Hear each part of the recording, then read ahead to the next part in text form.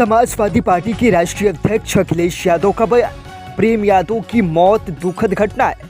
अगर किसी को अंदेशा होता तो तैयारी से जाते। धारदार हथियार से उनकी हत्या हुई। अखिलेश यादव ने अपने बयान में कहा, सरकार के लोगों को दोनों परिवारों से मिलना चाहिए। हमारी यही सलाह है कि ऐसी घटनाएं न होने दे। सरकार की नीयत साफ नहीं है, दोनों परिवारों की मदद करे। अखिलेश यादव ने अपने बयान में कहा, जनता की ताकत के सामने सरकार कुछ भी नहीं है। यहाँ परिवार एफआईआर दर्ज नहीं हो पा रही है। खाली पन्ने में साइन कराकर एफआईआर दर्ज की गई है। रिश्तेदार को पुलिस परेशान कर रही है। अखिलेश यादव ने कहा, देखिए, मैं डीएम के स्टेटमेंट को मैं मानता हूं। डीएम ने जो बात कही कि रिटेलिएशन में वो घटना हुई और उस समय किसके मन में, किसके दिमाग में क्या था, किस वजह से अंधकार छा गया और फिर उस घटना की वजह से घटना हुई है। और घटना वो भी गलत है, घटना ये भी गलत है। अगर ये सवाल आप पूछते हैं मासूमों के लिए, मासूमों की कभी जान नहीं जाती अगर प्रेम यादव की जान न गई होती तो।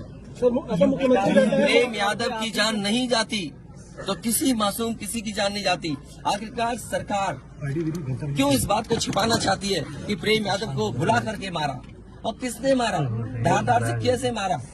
और यही नहीं, आप बताइए, सुल्तानपुर में क्या एक ब्राह्मण डॉक्टर को ड्रिल से नहीं मार दिया? ड्रिल से, क्या ड्रिल से नहीं मारा? क्या उनके परिवार के बच्चों को आपने गले लगाए? क्या उनके परिवार के सदस्य अस्पताल मिलने गए? क्या आपने सोशल मीडिया के लिए वो तस्वीरें खिंचवाई कि उनसे गले मिलते हुए तस्वीर खिंचा लें? मैं जानता हूं दुख किसी के जाने का, किसी के खोने का। आज हम जरूर इस परिवार के साथ हैं या और लोग हैं, लेकिन जब वो अकेले बैठेंगे कभी याद आएगी उनके परिवार के सदस्य की तो उन पर क्या गुजरेगी, सोचिए आप। बेटियां उसकी छोटी क्या बुलडोजर चलेगा? ये जनता रोक देगी बुलडोजर को। और सवाल ये नहीं है, सवाल ये नहीं है, सवाल ये नहीं है। एक मिनट हो जाएगी ना सवाल। ये जो बुलडोजर चलाने की भाषा है, जो बुलडोजर चलाने की संस्कृति है, ये मत समझिए बुलडोजर में दिमाग नहीं होता है। अगर बुलडोजर न्याय देने लगा तो अगली सरकार भी यही करेगी। इसलिए मैं सोचता हूं कि अगर आप योगी हैं, योगी की परिभाषा यही है, दूसरे का दुख अपना दुख समझे। आप अपना गिराते हैं तो मुआवजा लेते हैं। आपकी किसी की हिम्मत हो अगर ये बात की कि उन्होंने अपनी बिल्डिंग गिराई और कितने करोड़ मुआवजा उठाया, अगर आप इसे बुलडोजर चलाना चाहते हो तो उतना ही मुआवजा देना जितना मुआवजा आपने खुद लिया है सरकार से। अच्छा, ये क्या है सबका साथ? अच्छा, ये बेटा क्या जानेगा?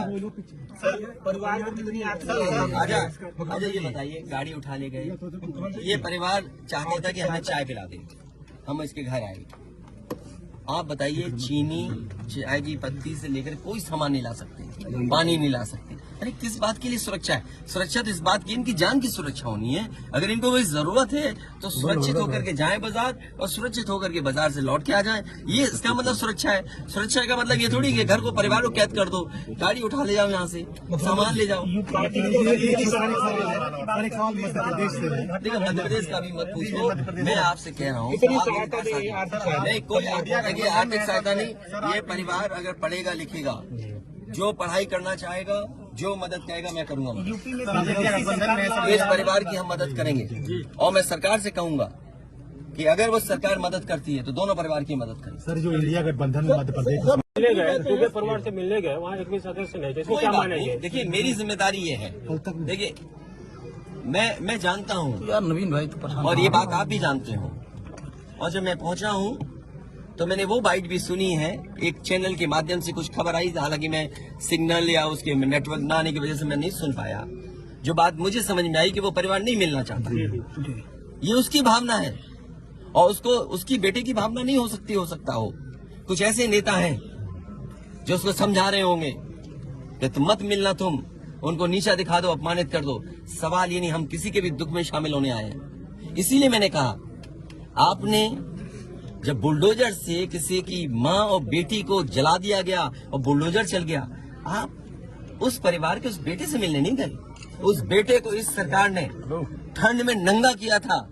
अरे हम तो कहते हैं उस बेटे से तुम क्यों नहीं गला मिलते हो जाकर, क्यों नहीं मिलते जाके सरकार? मैं आर्थिक सहायता इस परिवार की भी, और अगर वो परिवार कहेगा तो मैं उस परिवार की भी मदद करूंगा।